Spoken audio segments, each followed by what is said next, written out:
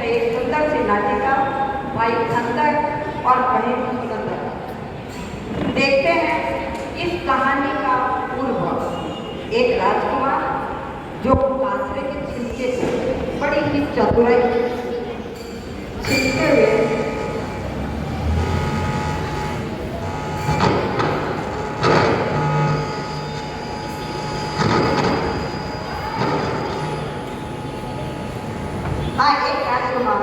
जो बाजरे के छिलके को बड़ी चतुराई से छीलते हुए अखंड रूप से उसके फल को निकालता है और अपनी कुशलता पर हंसते हुए हर्षित होते हुए निकासित करने का बंद कर देता है।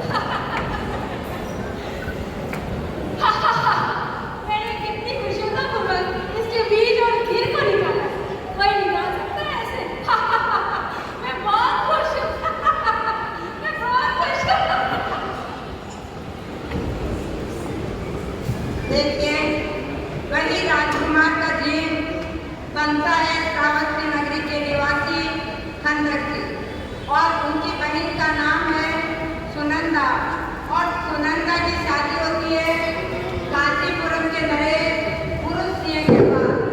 आइए चलते हैं कांचीपुरम के नजारे की ओर।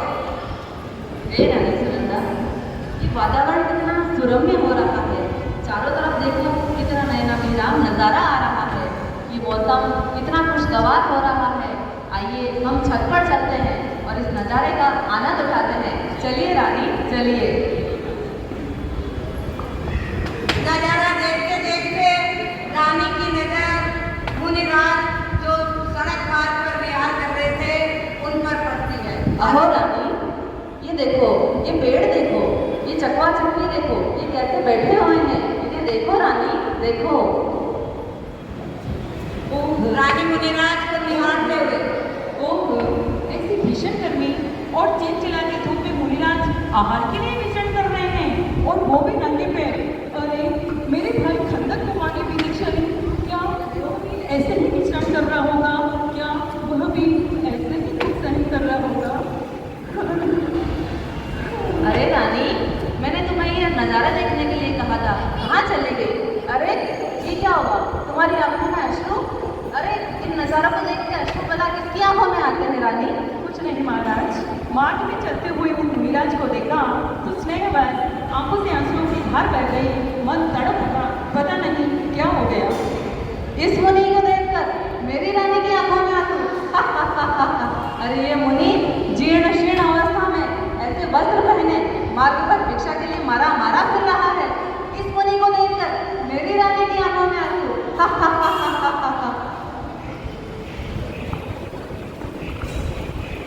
गुप्तचर, गुप्तचर, मेरी रानी ने बोला था स्नेहवश आंसू आ गए। इसका मतलब कहीं ये मेरी रानी का पूर्व प्रेमी तो नहीं? शीघ्र आओ, तुम जाओ और शीघ्र ही चंडाल को बुला कर लाओ, और वो जो मुनि राजमार्ग पर विचरण कर रहा है उसका वध करवाओ।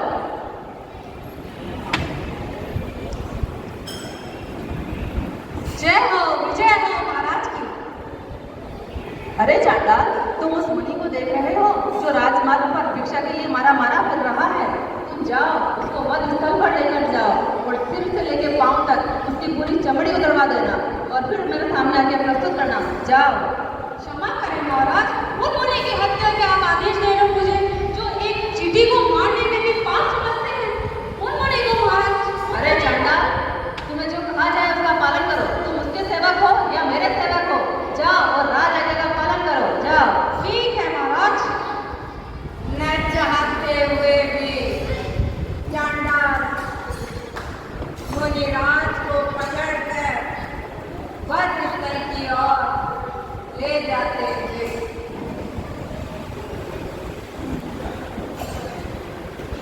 क्षमा करें मुनिराज, मुझे महाराज की आज्ञा का पालन करना होगा।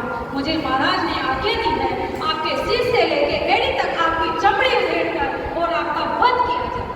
मेरे जवानों के लिए जो राजा आज्ञा का पालन करो, जैसा आप चाहते हो वैसा आप करिए, वैसा आप अपना काम करिए।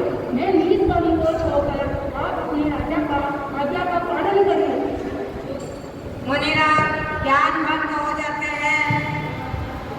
अरे अरिहन्ते शरणं प्रवक्ष्यामि। श्री राम मुझे क्षमा कीजिए, मुझे महाराज की आज्ञा का पालन करना हो। चांडा एड़ी से लेकर चोटी तक चमड़ी उतारता है। देखिए, रक्त, मांस, हड्डी से सारी भूमि रक्त रंजित हो जाती है और वहाँ पर चील, कौवे और गिद्ध मंडराने लगते हैं। ऐसे ही एक चील रक्त रंजित भूपति और भोगे को लेकर रानी के ऊपर छत पर ले जाकर गिरा देते हैं। अरे ये भूपति और ये रजोहरण कहीं और जैन मुनि की तो नहीं है जो अभी थोड़ी देर पहले इस राजमार्ग पर विचरण कर रहे थे। दासी, अरे ओ दासी।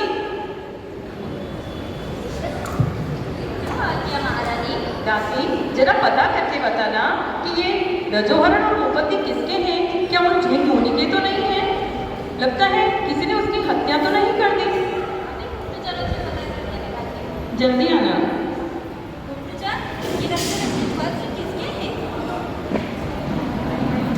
अरे ये तो खंडक ऋषि के हैं।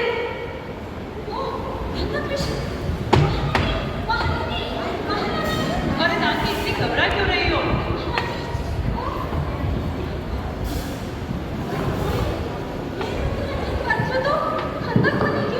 अरे तुमने सही पता तो किया है? मैंने अच्छी तरह से पता किया है, गुप्तचरों से पता करवाया है, ये खंडक ऋषि के ही हैं। क्या? ये मेरे भाई खंडक के? अरे मैं कितनी अभागी थी कि मेरे भैया मेरी नगरी में आए और मैं उसे पहचान नहीं सकी। दासी, मैं कितनी अभागी हूँ। मेरा भाई खंडक, मेरा भाई खंडक। दासिये कोणी सा पीरा ने मारिया। दासिये कोणी उतराई नारी, खाल नैना तो बरसे नीर जी। सैन्य मलेने बिरत सिदाया, जद सोना वीरो नगरी में आवे, वाट जो मोला दिन रात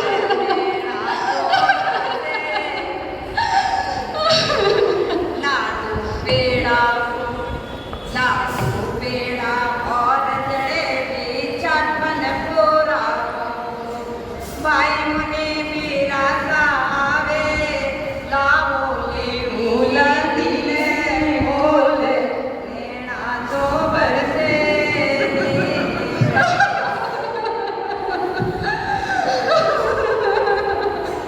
मन की बाता मन में रेगी, पीरा सा स्वर्ग सिधाया। मन रे बाता मन में रेगी, पीरा सा स्वर्ग प्रेरक ताले मिलवाले, संयम ले स्वीकार, बाता तो मन में रेगी। रानी मूर्छित हो जाती है। अभी राजा जी को बुला के लाती हूँ। राजा जी, राजा जी। अरे दासी, तुम इतने चिंतित क्यों हो? क्या हो गया? मूर्छित हो गई हैं। महारानी जी मूर्छित हो गई? अभी तो अच्छी भली मेरे साथ खेल रही थी, अभी क्या हो गया? महारानी ने रक्त-रंजित वस्त्र देखे। वो रक्त-रंजित वस्त्र उनके भाई खंडक ऋषि के थे। उनको देखकर वो मूर्छित हो गई है। आप जल्दी चलिए। ओह, वो खंडक ऋषि के वस्त्र थे। ओह, मैंने ये क्या कर दिया? रोषवश अपने ही साले की हत्या करवा दी। ओह, मैं कितना अभागा हूँ, मैं कितना पापी हूँ। चलो चलो शीघ्र चलो, रानी के पास चलते हैं। रानी, रानी उठो, रानी, रानी उठो, उठो रानी, उठो। राजा, मेरी भाई ने किसकी हत्या करवा दी? दासी, तुम जल्दी पता करके बताओ, किस दुष्ट ने मेरे भाई की हत्या कर दी? महाराजा, उसे कभी मत छोड़ना। रानी धैर्य धरो, रानी संभालो अपने आप को। उठो रानी, रानी सुनंदा संभालो अपने आप को। और तुम्हें ये जानकर अत्यंत दुख होगा कि वो अभागा और कोई नहीं, वो मैं हूँ। मैंने ही रोषवश उन मुनि की हत्या करवा दी। हे रानी, मुझे क्षमा करो रानी, मुझे क्षमा। क्या महाराज, आपने मेरी भाई की हत्या करवा दी? लेकिन ऐसा क्यों किया महाराज, आपने ऐसा क्यों किया? रानी, मुझे पता नहीं था कि वो तुम्हारे भाई हैं। मैंने समझा तुम्हारे मन में उनके लिए स्नेह हो रहा है, तो कहीं वो तुम्हारे प्रेमी तो नहीं, इसलिए मैंने उनकी हत्या करवा दी। रानी, मुझे क्षमा करो रानी, मुझे क्षमा करो। अरे महाराजा, मुझे पूछ लिया होता। अरे आपकी कहीं को जरा भी लाज नहीं आई मेरे भाई की हत्या करवाने में। अब कुछ नहीं हो सकता, धैर्य धारण करो और मुझे क्षमा करो रानी। मैं स्वयं भी पश्चाताप की अग्नि में जल रहा हूँ, मुझे क्षमा करो रानी, मुझे क्षमा करो। ठीक है महाराजा, मैं भी अब मेरे भाई के पद पर चलने वाली हूँ। इस प्रकार महारानी सुनंदा अपने भाई के स्नेह में होकर संयम पद अंगीकार करने जाती है। राजा भी रानी के साथ महलों में कक्ष में जाते हैं और सारे आभूषण उतार कर धर्म की शरण के लिए निकलते हैं। चलिए महाराजा, मुझे आज्ञा दीजिए, मुझे भी मेरे भाई के पद पर चलना है। नहीं नहीं रानी, आप ऐसा नहीं करें। आप मुझे छोड़कर नहीं जा सकती रानी। मैं आपके बगैर इस दुनिया में क्या करूँगा, इस संसार में क्या करूँगा।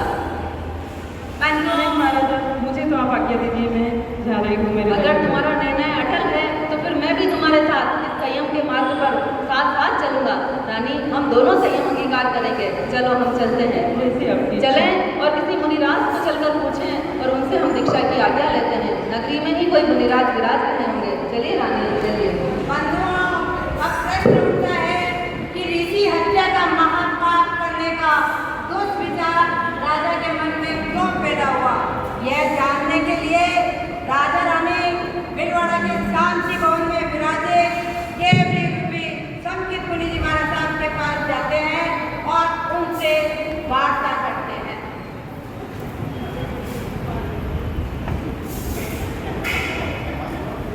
मतभेद बताने गुरुदेव। हे गुरुदेव, एक शंका का समाधान कीजिए। मेरे भाई खंडक मुनि जी महाराजा जो रिश्ते में ही उनके बहनोई लगते हैं, तो उन्होंने उसकी खान उड़ा दी, तो ऐसा पाप महाराजा ने क्यों किया? हाँ मुनिराज, आप कृपा कर मुझे फरमाइए। हे देवानुप्रिय, हे देवानुप्रिय, खंडक ऋषि का जीव पूर्व गांव में राजकुमार था। उसने पुरुष सिंह का जीव एक काचर वनस्पति के रूप में था। राजकुमार ने उस काचर को उतारते हुए, गर्वित होते हुए, हंसते हुए निकासित कर्म का बंद कर दिया था। उसी की वजह से यह पाप 1000 भव के बाद हृदय में आया और काचरे का जीव बना पुरुष सिंह, और वो बीच का जीव जो था वो बना खंडक मुनि। इस प्रकार ये कर्मों की लीला है और इस लीला को कर्मों का कर्जा उतारना ही पड़ता है। हे मुनिराज, आपके द्वारा ये समाधान प्राप्त होकर मेरा मन थोड़ा संतुष्ट हुआ है, वरना मैं पश्चाताप की अग्नि में जलता ही रहता कि मेरे द्वारा ये हत्या की गई। लेकिन फिर भी अभी तक जो मुझसे पाप हुए हैं उन सबकी क्षमा याचना करके मैं और मेरी रानी सुनंदा आपके पथ पर चलना चाहते हैं। हमें दीक्षा की आज्ञा प्रदान करें। गुरुदेव, हमें ये संसार असार लगता है, हमें आपके चरण में शरण दीजिए गुरुदेव।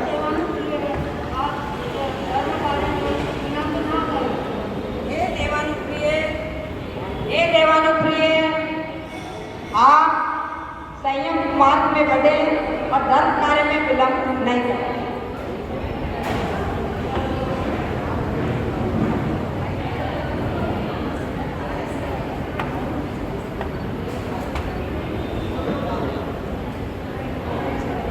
जरा कर्म देख कर करिए, इन कर्मों की बहुत बुरी मार है, नहीं बचा सकेगा परमात्मा, फिर औरों का क्या एतबार है। जरा कर्म देख कर करिए, हाँ करिए। जय श्री